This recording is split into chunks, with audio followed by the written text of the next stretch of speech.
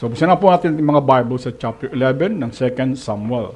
Hindi po natin ito babasahin the whole chapter, but I was praying and hoping na sa tagal natin mga Kristiyano ay nabasa na natin yan. Diba? So, hindi na natin babasahin yung bawat verses. I'll just go to the verse wherein meron akong mahalagang puntos. So, the story is about King David, as the title is. Kalagay dyan, King David.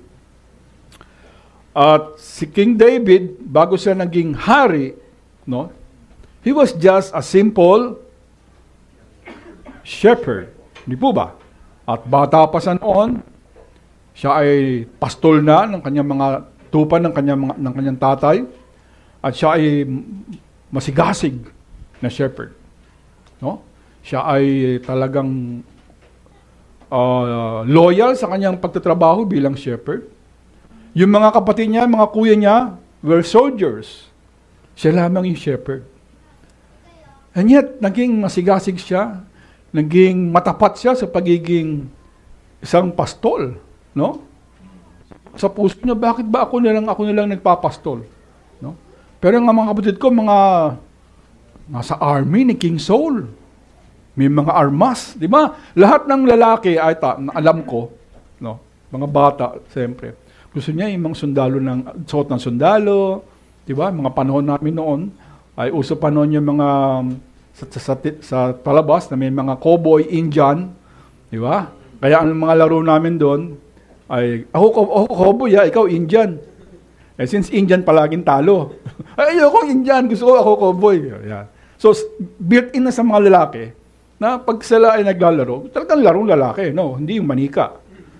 Hindi yung Barbie doll, diba? Ayaw natin noon. Mawapalo natin yung anak natin. So, exposed. So, for David, na nag-aalaga ng tupa, naging matapat siya, hindi siya umangal. Kahit na siya isinugo doon sa kanyang mga kapatid, di ba?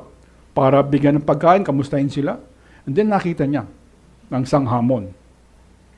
Isang shepherd, nakita niya si Goliath. At alam natin story, inelpusta ni Goliath ang bansang Israel, lalo na ang Diyos ng bansang Israel. At hindi siya nagpatinag doon. Hindi siya natakot. Nilabanan niya si Goliath. Naging famous siya. Naging sikat siya. From a shepherd, naging napatay niya si Goliath. No?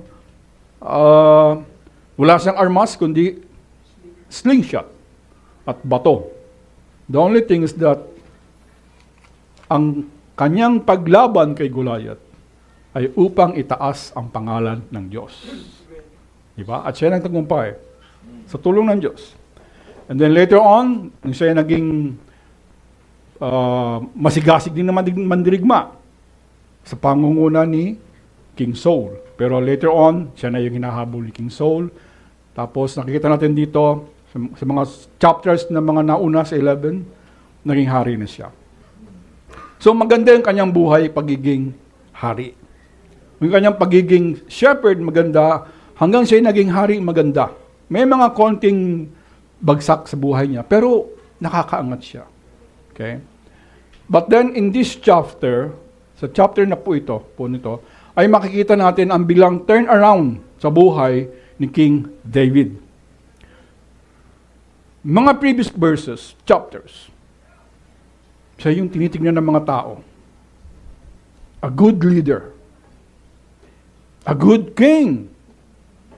A good servant of God. But with this chapter, bakit kaya siya naging bumagsak? Sabi sa verse 1 ng chapter 11, and it came to pass, after the year was expired, so, andun pala, no? Pala wala nagbubukas sa mga Bible sa inyo, eh. Taya nyo, Okay. And it came to pass, after the year was expired, at the time when kings go forth to battle, that David sent Joab and his servants with him, and all Israel. And they destroyed the children of Ammon, and besieged Rabbah. But David tarried still at Jerusalem. Ngayon, mapapansin po natin sa verse na ito, okay? That is how we study the scriptures, no? First, we read, and then observe. Observe lang muna tayo. Huwag muna tayong gagawa ng application. Observe muna. Huwag tayo magmadali. Then here, mapapansin po natin na sabi diyan, no? May oras. Sabi diyan, may panahon, sabi diyan, the year was expired. So anong sabihin nun? So parang bagong taon na, no? Tapos na yung kanilang previous year. Okay? So this could be maybe February or March, depende sa cycle, ano? At then, meron pang isa. At that time, ang sabi, at that time, sa panahon na yon ni David, at that time, ano? Ang mga hari daw ay, ano? Sumasama sa battle. When kings go forth to battle. Pag pumupunta ang bansang Israel, o ang army ng Israel, palaging kasama ang hari. Ngayon ba, ganun pa din? Hindi, ano? Yung mga private lang ang tumulusob, samantalang yung mga matataas sa ranggo, nasa likod, doon ka, punta ka doon. Pero panahon na yon, makita natin, yung mga hari, sila yung nangunguna. Iba, start. Bakit? Ano ba problema? Okay? Okay. Akala ko may problema. Ang nagsimula ito, makita natin sa scriptures, ano? Si Abraham, di ba? Nung kanyang ililigtas, yung kanyang pamangkin na si Laban, kasama siya. Di ba? Kasama siya. And then we'll see Moses sa pakikipagdigmaan nila, no? Especially doon sa bundok. Kasama siya. Then we'll see Joshua, then the judges. Then King Saul also was in the battle. And then David previously was in the battle. But at this time, sa panahon na ito, si David, wala. Ano naman ang problema doon, kapatid? Di ba? Anong problema? King nga siya eh. Di ba? Siguro ito ay isang unti-unti na nagbabago yung sistema. No? Pero kung meron na nga talagang pagbabago, hindi na sana binanggit dito eh. No? Pero importante eh. Lahat ng salita ng scriptures importante. And that is why we observe it. Sabi doon, at the time when kings go forth to battle. So, mahalaga po yung word na yon, mga words na yon, importante dun sa whole story. Okay? Then, sabi doon, he sent Joab with his servants and the whole Israel. Tapos sabi, they destroyed the children of Amnon. And so, the battle, andun sa children of Ammon, but David was, andun yung word, but David tarried still at Jerusalem. So, pag kinumpare natin yung two sentences na yon, ito yung ginagawa ng kanyang army, and then sabi dito, but David. Sabihin, mayroong problema. Mayroong contrast. Diba? Sana sinabi lang, and David, no? Pero may contrast talaga. Yung nangyayari. At alam natin, ang story sa chapter 11 ay nagkasala si David. No? At isang malaking pagkakasala. Now, sa pag-aaral natin ng scriptures, makikita natin, ba't kaya sinulat pa to, no? Sana tinanggal na lang nung writer, kung sino may nagsusulat ng mga scribes, sana hindi na nilagay. Kasi nakakasira ito sa sa scripture. Eh. Diyan po natin makikita mga kapatid.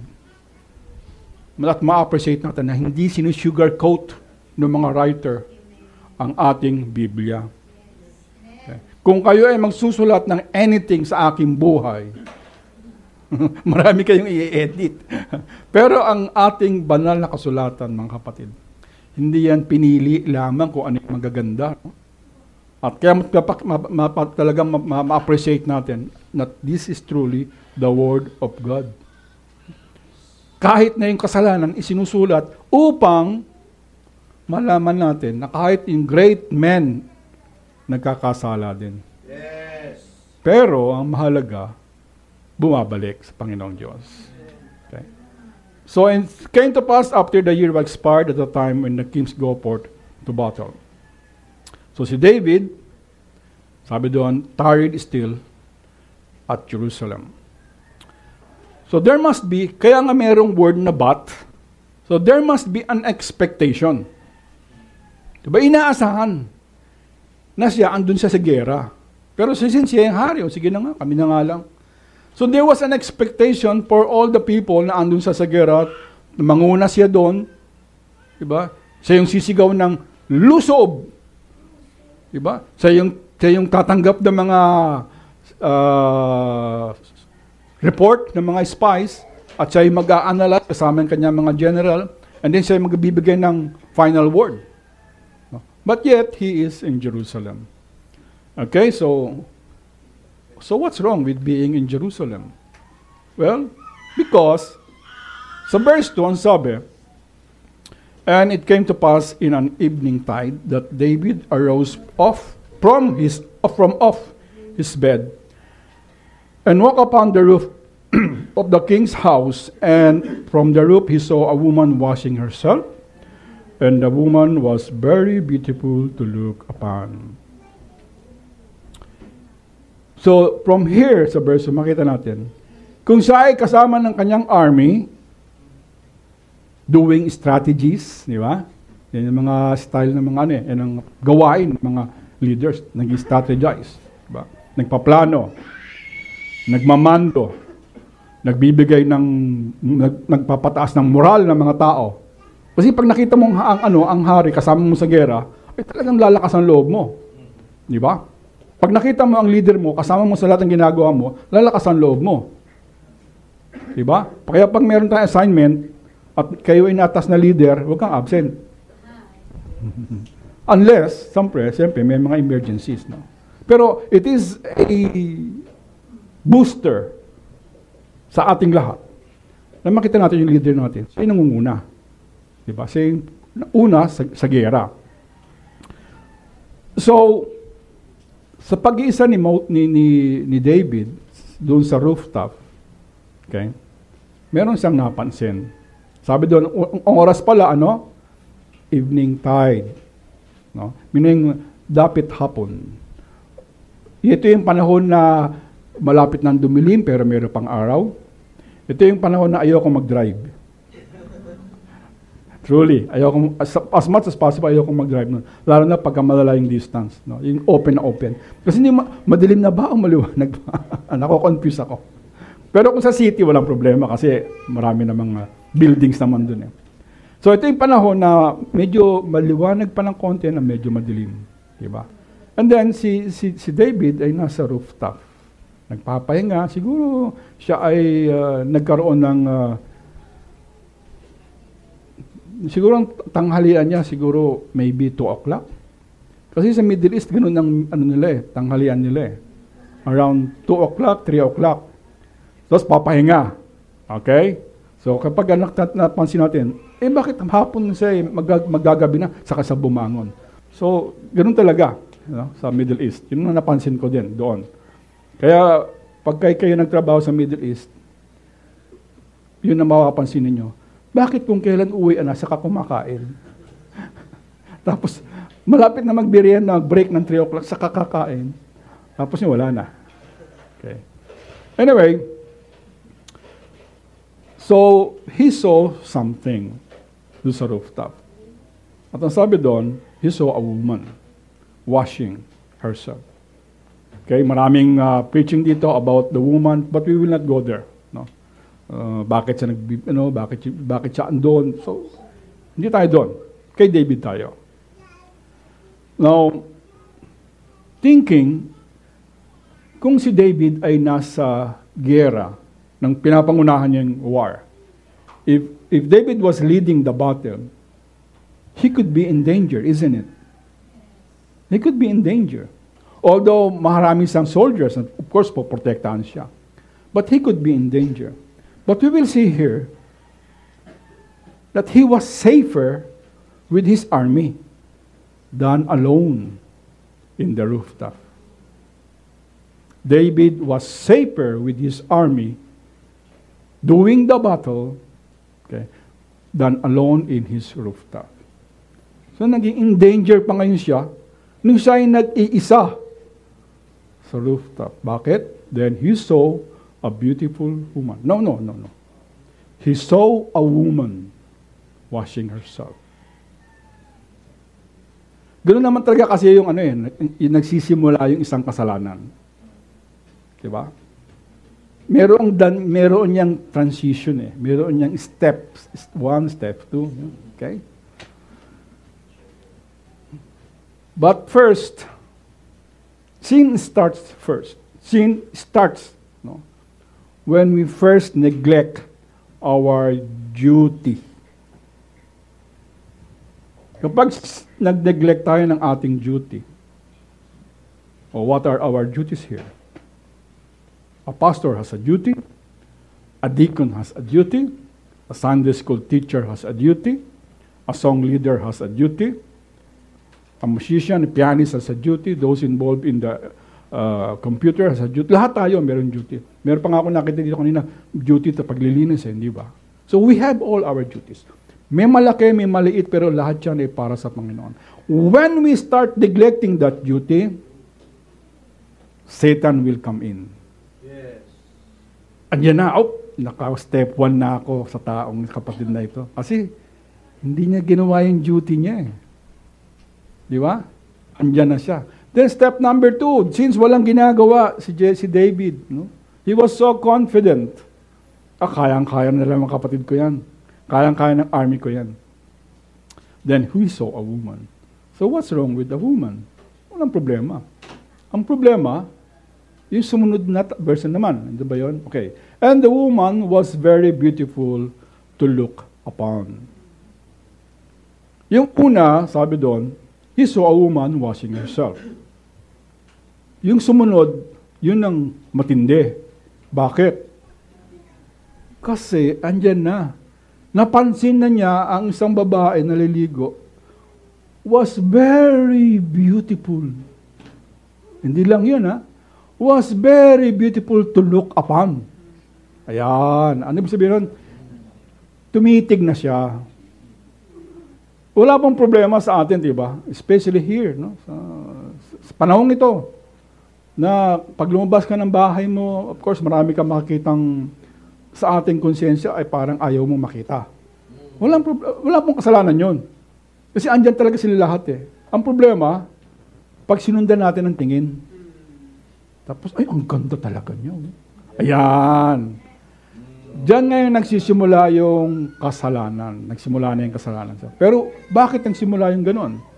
Because David was not busy.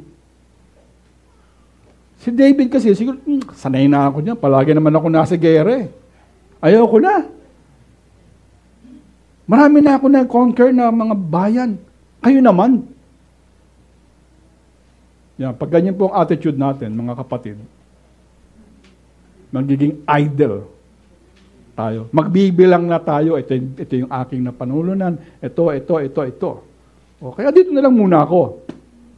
Oops, hawak ka na ni Satan. Yan na, malapit na. Tapos binigyan ka ng isang bishop, pangitain. Uy, ang ganda-ganda, no?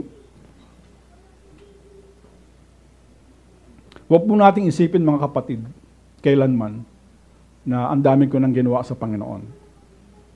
Okay? Never. Sapagkat ng ating pong pagiging busy sa Panginoon, ito po ay hanggang tayo ay buhay. Isipin natin, bakit natin ginagawa ang mga bagay na ito? Ito, yung paglilingkod. Why are we doing this worship? Why are we serving the Lord? Okay? Why are we reading the Scripture? Why are we doing what we are doing? Kasi inutusan ako eh. Yun ba ang dahilan natin? No. Kapag ganun ang dahilan natin, kasi napilitan ako. Pag ganun po ang dahilan natin, then we start saying, I have been doing that before. Nagawa ko na yan dati. Ayoko na. Iba naman. Okay? Ito, experience ko din ito eh. Nung mga kabataan pa ako noon. Matagal na panahon na. Sa church na, luma namin church. Siyempre, minsan may assignments, o mga kaedad pa lang ako ng mga, tulad ng mga ladies na to, no? May nagtuturo na ng Sunday school sa mga bata. And then, meron ako narinig sa isang young people or young ladies before. Sabi niya, ayoko na magturo. Kasi since grade something, ako na nagtuturo eh. Iba naman. Well, for me at that time, siguro iba naman. Pero as you grow old, maintindihan mo na, hindi pala dapat ganun ang attitude ng mga Kristiyano. I have been conquering more and more nations or cities. Kayo naman. That should not be. Why? Because we are doing this for God. We are doing this for the Lord. Okay? Sinabi niya yan eh. So that we will not be idle. Para hindi tayo maging tamad. Para hindi tayo maging mabitag na madali ni Satanas. So once we start complaining, I've been doing that many years ago. Okay? Kayo naman. Okay? Tapos, kayo naman yung magtrabaho. Then, Satan is there very close to us. No? Isang pitik na lang. And that's what happened to David. And then he saw that beautiful, very beautiful. So the woman was very beautiful to look upon.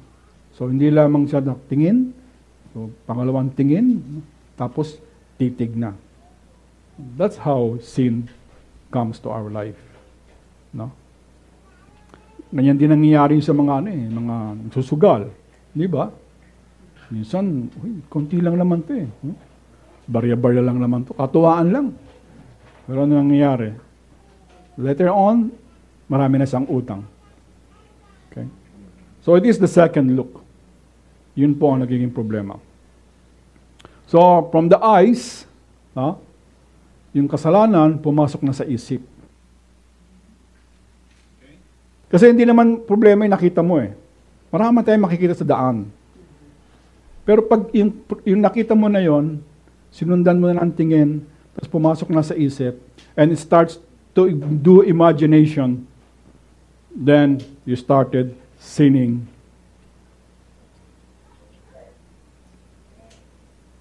Through our vision. Okay. That's why we are very concerned with our ladies here, with our wives, with our children, ladies, no? We're very concerned. Sabihin na nilang masyado kang conservative, daddy. Talaga magiging conservative kami. Alam nyo ba, mga kapatid? Ito, scientific daw to eh. I don't know how true it is. Pero, by experience ko din ito, sabihin ko. Kasi, pag nakakita ang mga men ng something about sa opposite sex, automatic ano nangyayari sa mga men? Especially unbeliever. Ha? Merong sa utak yan, gumagalaw. Merong chemical na, may kuryente. Gumaganon. Nakagiging active yung lalaki. Sa lahat yan ng lalaki yan, ganyan. No? Meron yan. Kaya tayo, mga men, salamat sa Diyos, at meron tayong banal na espiritu. Amen. No? Na siya yung magsasabi sa atin na, tama na yan. Stop mo na yan. Dahil pag hindi mo tinignan yan, you will be looking at a very beautiful sin. Okay? So that's why we need to be careful with our ladies, amen, with our women, no?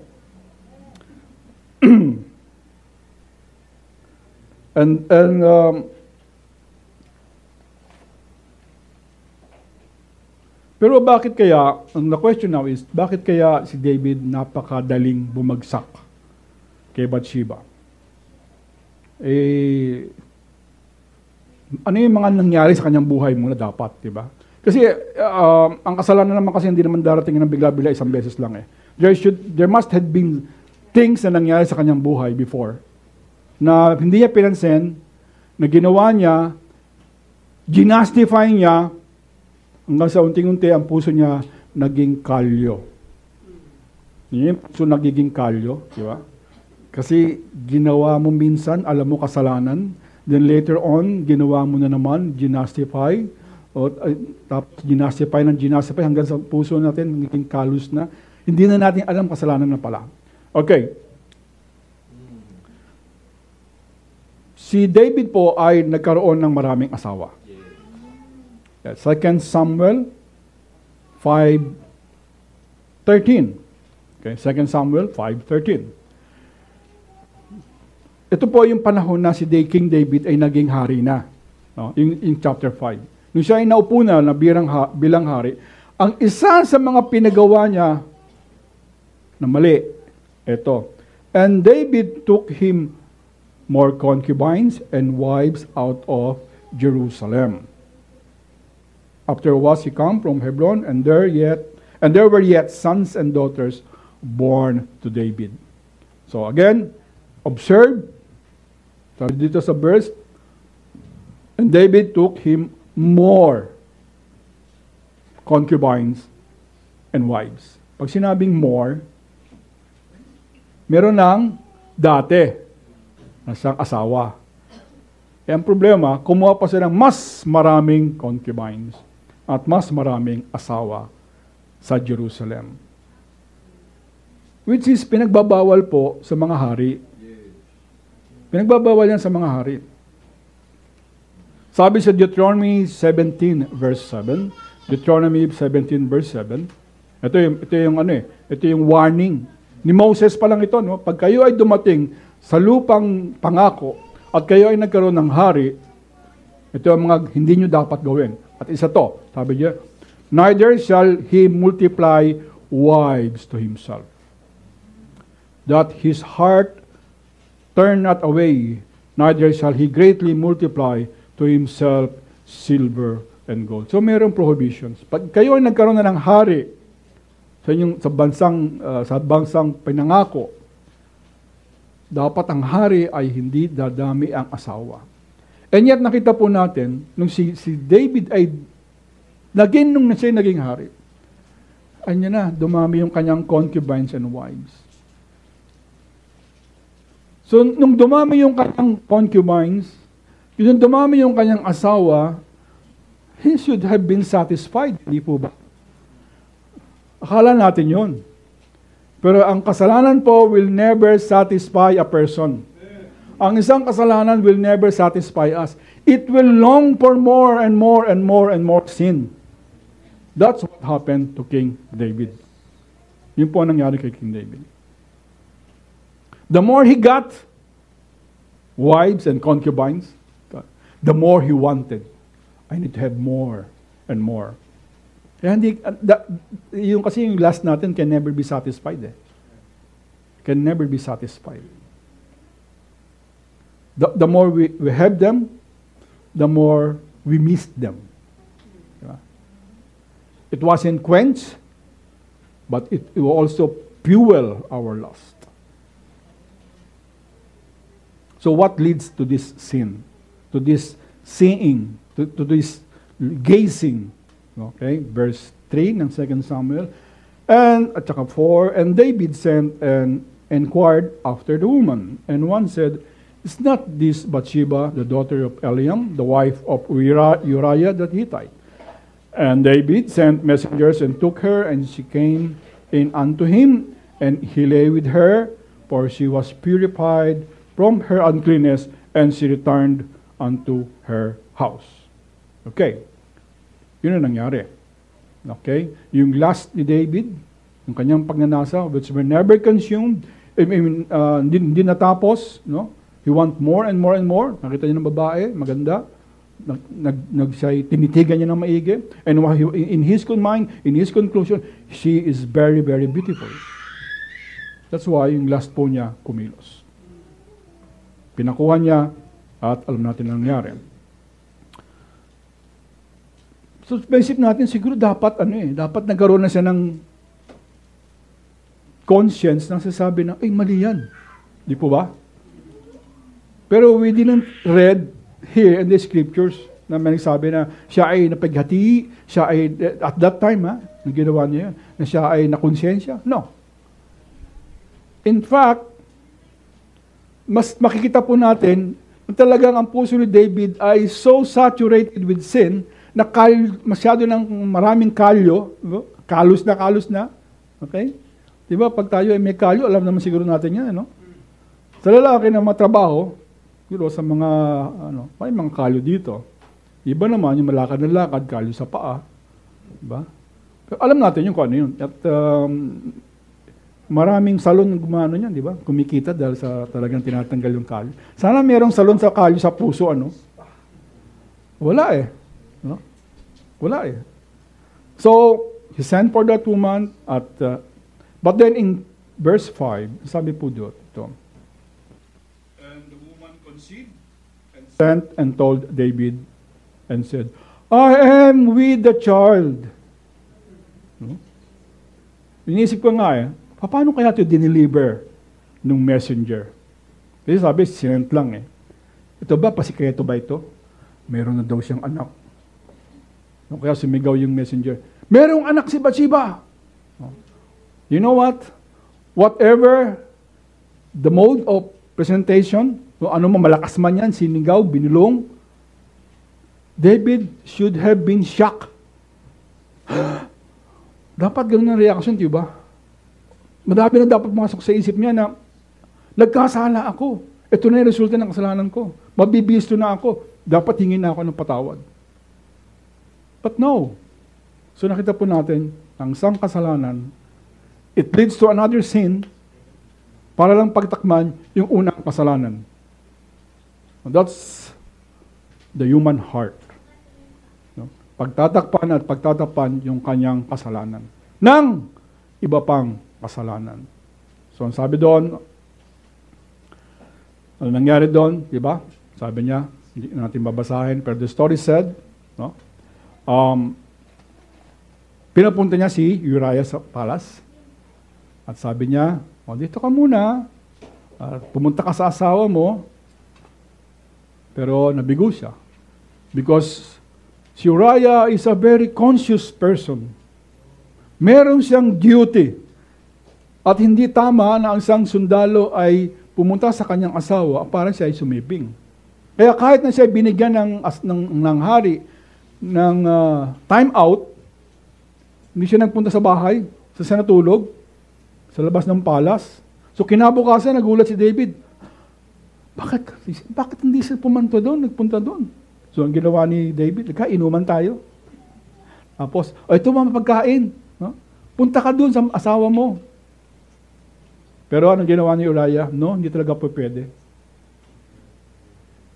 So, alam niyo mga kapatid, as I was studying this, yung steps na ginagawa ni David, makita talaga natin yung puso niya is trying to hide his sin. Talagang gusto niya itago yung kasalanan niya. By doing that, gumagawa siya ng panibagong kasalanan. And then, later on, nakita natin, sabi niya kay Joab, gumawa pa siya ng sulat, Joab, send Uriah to the front line. Doon sa maraming pumapana. No? Doon sa may naghuhulog ng palayok sa ulo. Meaning sa gilid ng wall. Kasi pag nasa gilid ka ng wall, madali kang tirahin ng pana, di ba? Or bato. Kung malayo ka, okay, kahit pana, siyempre makakapag-iwas. Kung malapit ka, hindi ka makakailag, hindi ka naman si Bruce Lee, naiilag, ano? Hindi, ganyan. Pana, totoong balen. So, nangyari, namatay si Uriah. And instead of, again, confessing sins, no, he took Bathsheba. So, what was the reason for that? Bakit? Upang pagtakpan yung kasi niyang kasalanan. Kasi nga, nabuntis si Bathsheba. Wala namang problema mabuntis yung babae. Basta sa asawa niya. Di ba? Basta sa asawa niya. Kaya ang problema, si Bathsheba mayroong asawa at kinuha niya ni David si Bathsheba. So anong parusa doon? Kamatayan. Adultery yun eh. Kamatayan ang parusa doon eh. So as we read sana nakikita natin, sana hindi ang puso ko kalus. Sana hindi puro kalyo na or masyado tayong conscious sa image natin na nakakaya ayoko mag-confess. Di ba? We are more conscious of what other people will say to us than what God will say unto us. Okay? So, when He sent messengers, there's a planning. Di ba? Kasi, biro mo yun, puntahan mo yung babae doon, ha? Tanungin mo kung sino siya. Tapos, kunin mo na yung babae doon. So, there was really a planning, no? So, hindi ito isang bagay na bigla-biglaan lang, eh.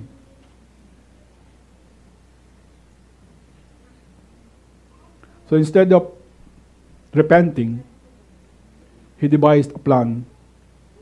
He did not confess his sin that bring out more sins.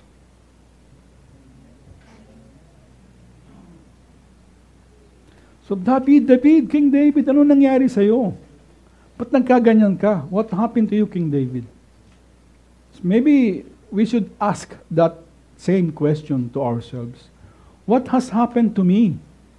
What is happening to me? Bakit wala akong alab sa paglilingkod sa Panginoon? Bakit ang paglilingkod ko sa Panginoon on and off, on and off, on and off, on and off? We should ask that to ourselves. Don't look at David. Look at ourselves. No? Unless we see ano yung kasalanan talaga na ginagawa ko. And then deal with it, on and off, on and off, on and off. Baka mas marami pa yung off natin. Then we will think, bakit ganito ang buhay ko? Bakit hindi ako lumalago? Why is my spiritual life not prospering? Bakit immature pa rin ako ngayon?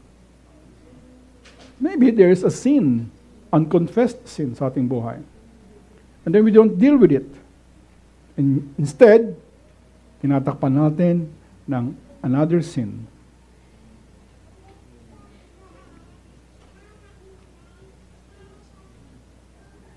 Tandaan po natin, gaano man kaliit ang isang kasalanan, it can bring out more sins. Especially if we don't confess it.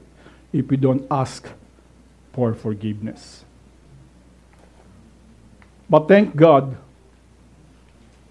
because may mga tao, merong scripture na nagsasaway sa atin. Yes. May mga tao na ginagamit ng Diyos directly para tayo po ay sawayin. And that was Nathan. Okay? So let's turn to chapter 12. Jump tayo sa chapter 12. Okay? So nagpunta si Nathan. And the Lord sent Nathan unto David. And he came unto him and said unto him, There were two men in one city, the one rich and the other poor. So, pag sinabi po na the Lord sent Nathan, ang ibig sabihin po noon, mismong Diyos ang kumakausap kay David. Okay? Hindi ito, invento lang ni Nathan na ito sasabihin ko kay David. Hindi. Diyos mismo nagsabi kay Nathan, ito sabihin mo kay David. So maging maingat, maging tayo, no? Yung pag nagbabasa tayo ng scripture. Hindi ito salita lamang ng tao. Okay, so I'll continue read. The rich man had very exceeding many flocks and herds. But the poor man had nothing save one little ewe lamb, which he had bought and nourished up. And it grew up together with him and his children.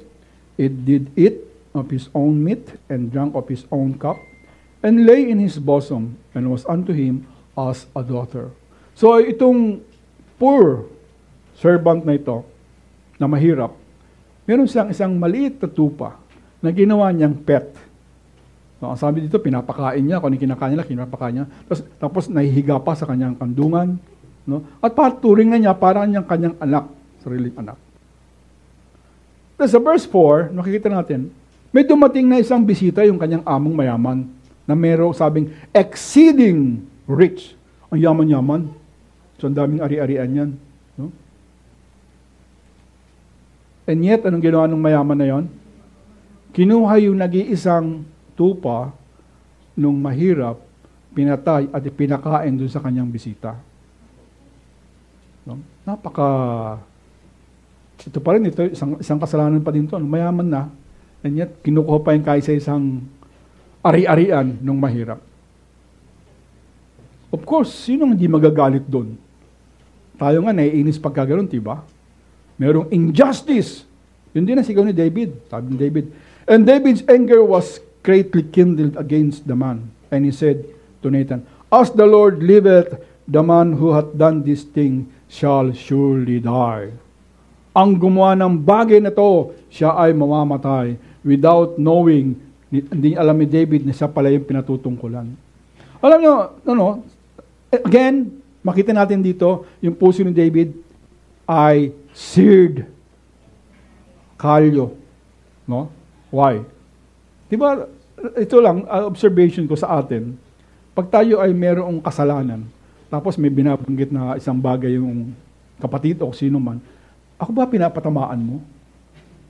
Di ba madali tayo magsabi ng ganon? Ako ba pinapatamaan mo? Ibig sabihin, medyo meron pang tumutusok sa puso natin, kaya ako ba yan? Brad, hindi naman ako yung Brad eh. Hindi naman talaga ikaw to eh. Bakit ka pumipiyok?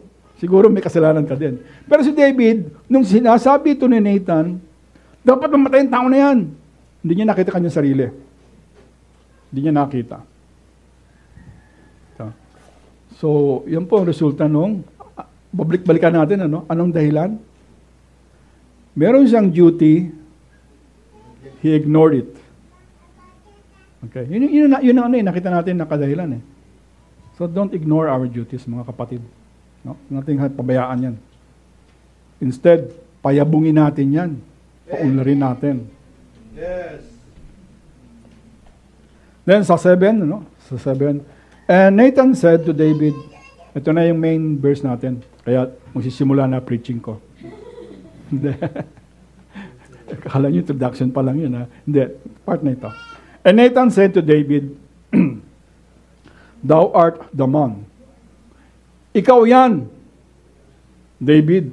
Ikaw yung kumuha ng, yung story, yung parable na yan, ay patungkol sa iyo. Thank God at nung nalaman ni David na ako pala yun. At dito po natin makikita mga kapatid na ang sampuso ng tao na mayroong takot sa Diyos, darating ang panahon na marirealize niya na siya ay nagkakasala. Pero ang isang tao na wala sa Panginoong Diyos, hindi binago ang puso, he will continue and continue to deny it. And then gagawa pa siya ng mas maraming kasalanan para lang pagtakpan yung isa niyang kasalanan. So ang sabi ni David,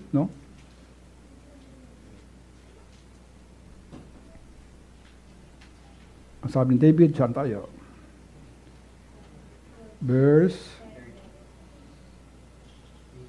Yung confession niya. 13. Hindi natin isa-isa na mahaba eh. And David said unto Nathan, I have sinned against the Lord. Nagkasala ako laban sa Panginoon. Yun yung magandang confession. Di ba? Nagkasala ako sa Panginoon. And we can see, sa ating observation, before chapter 11, ang kanyang buhay bilang isang hari, bilang isang shepherd, ay napakaganda. But nung nangyari in chapter 11, chapter 12, then his life began to slide down. Kaya yung question kanina, ano yung nangyari sa kasalanan na hindi naman pinarusahan? Isa ito sa answer. Okay. Ang kasalanan, kailanman, hindi yan kikinatan lang ng Panginoon Diyos at okay na. Hindi ganun ng Diyos. Ang lahat ng kasalanan ay mayroong kabayaran. It may not be now.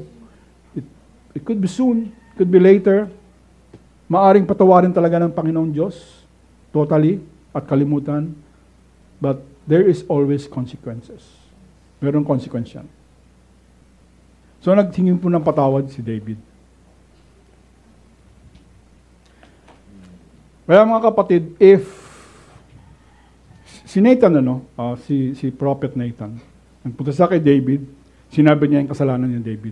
Directly, not directly, kundi through the Proverbs. But then sinabi niya, ikaw talaga yan. That is the word of God. What would happen, so for us here, what would happen if a person lumapit sa iyo at sinabi, kapatid, meron kang kasalanan. Anong gagawin natin? Anong gagawin mo? Hindi! Wala akong kasalanan. O, tulad ni David, sabihin natin, I have sinned against God. Kaya huwag tayo magalit. Pag ang pastor natin, nagsisermon ng kasalanan, against sa kasalanan. Kasi nga, this is the word of God. Huwag tayo magalit sa ibang kapatid na sinasabi na pupuna sa atin na may mali ang ginagawa. Huwag po tayo magalit. Matuwa tayo at may nagpapaalala sa atin. Matuwa tayo at tayo yung mahal ng mga men na nagpapaalala sa atin na meron tayong maling ginagawa. Kung wala naman tayong maling ginagawa, then praise God. But I'm sure meron. Hindi nga lang obvious tulad ng ginawa ni David. Meron tayong mga personal sins na ginagawa na nobody else knew. Wala nakakalam. Pero nangyayari yan. Number 1 sa mata natin. Number 2 sa isip natin. Okay? Sa puso. Minsan, mas nagiging makasalanan pa nga tayo the way we think sa isang bagay na hindi naman natin alam ang mga buong pangyayari. No? We jump to conclusion na hindi natin alam ang pangyayari. The whole na buong bagay.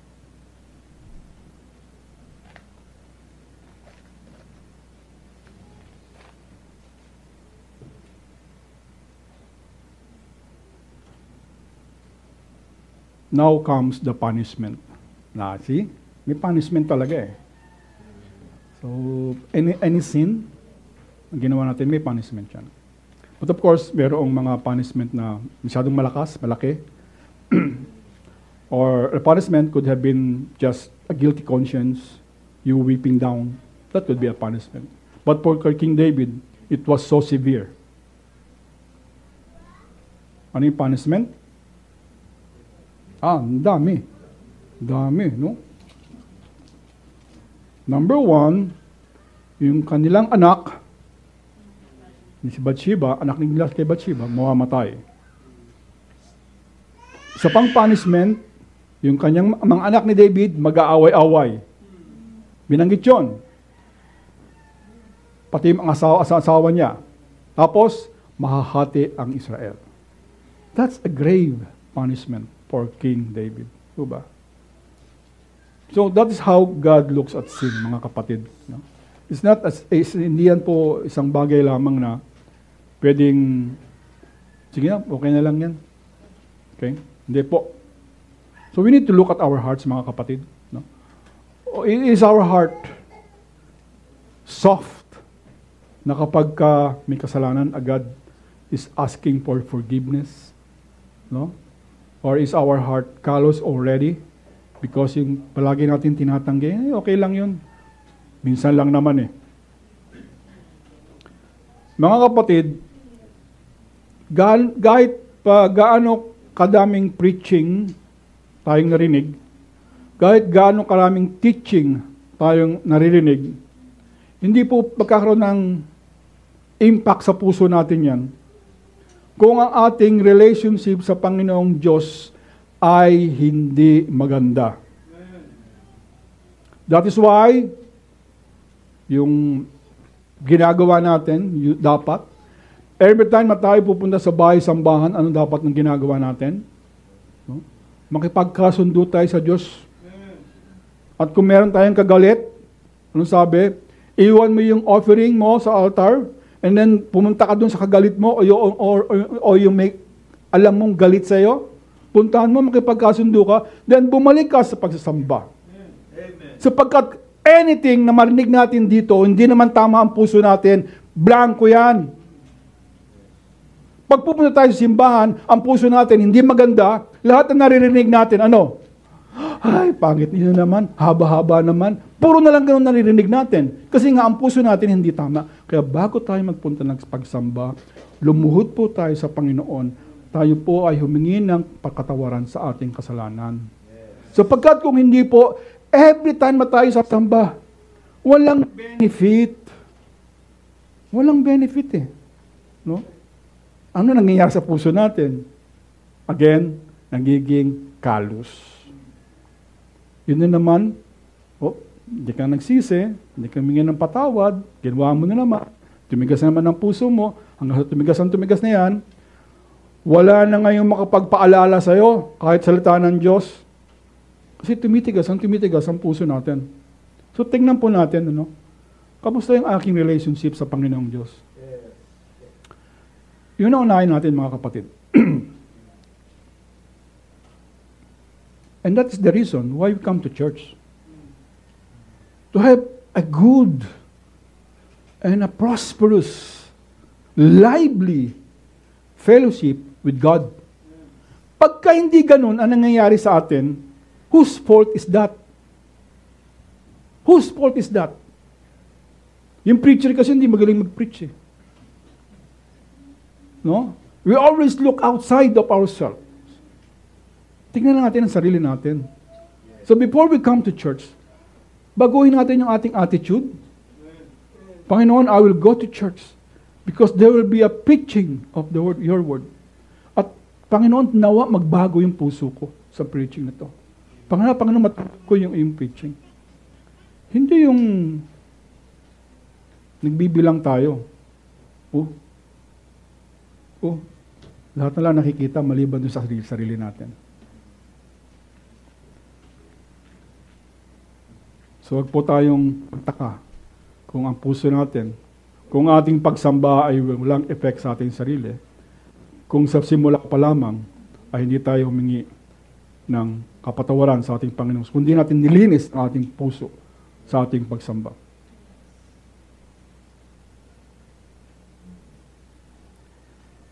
What we need to do is to confess our sins. Confess po natin yung ating pagiging tamad, kung tayo ay tamad, yung ating pagiging mediocre, ang tawag doon? Mediocre. Okay. Yung we can excel sa ating gawaing Kristiyano, and yet, ano lang tayo, medya-medya. Okay? Kunti-unti lang. Bakit? Natatakot kang na ikaw ay mautusan palagi. Okay? Let us confess that before God. Okay? Don't say, I am better than other persons. Tapos, when was the last time that we said to our God, Lord, I miss your fellowship? When was the last time? When was the last time that you had a prayer na talaga ang haba that then you can sense the presence of God? No? Isn't it that's a good time to pray na talaga naramdaman mo ang presensya ng Diyos? And you don't know what you're praying already, but your spirit was praying. When was that last time? We have been Christians for many years, but when was that last time na tayo sumigaw, Panginoon, I miss you so much. Panginoon, sana lumago ako uli.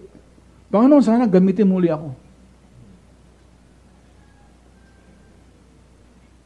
We should be hungering and thirsting for the Word of God. No? Merong hunger sa puso natin. So tingnan po natin. So every preaching should be looking at ourselves, no? Not looking to others. So in summary po, mga kapatid, if we have a task to do, let's do it heartily. No? Buong puso natin gawin. Don't neglect it. Okay? Gawin po natin na maayos with all our heart. Okay? Because if we don't, and then you accepted that task, Tapos, hindi natin ginagawa, nagpapabaya tayo, meron ng hold sa iyo agad si Satan. At pag hindi natin nakita yan, hindi natin na-check yan, then it could result in a sin and more sin and more sins. And you would cover up that sin with more sins. And then our hearts will be callous. Wala akong ginagawang masama. Ang isang kasalanan will never satisfy a person. Only God's word can satisfy us. Only the Lord can satisfy us. So ang sigaw po nawas natin lahat, mga kapatid, as I end. Lord, I have sinned. Patawarin mo po ako. Let us all stand up.